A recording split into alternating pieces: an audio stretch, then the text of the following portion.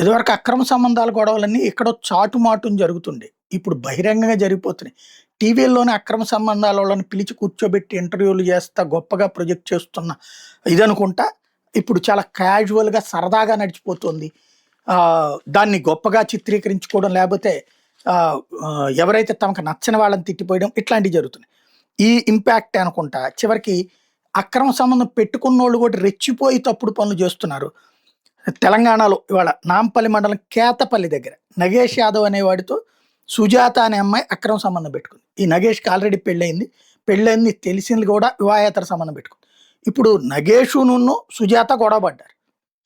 ఈ కోపాన్ని నీ కోపమొస్తే నగేష్ మీద తీర్చుకోవాలి. కేస్ పెడతావా? ఇంకోటి లేకపోతే ఒకవేళ కొడతావా? తిడతావా? నగేష్ భార్య సుజాత మీద పెట్రోల్ పోసింది. 6 నెలల బాబు మీద కూడా పెట్రోల్ పడి చివరికి తీవ్ర గాయాల పాలైనటువంటి పరిస్థితి.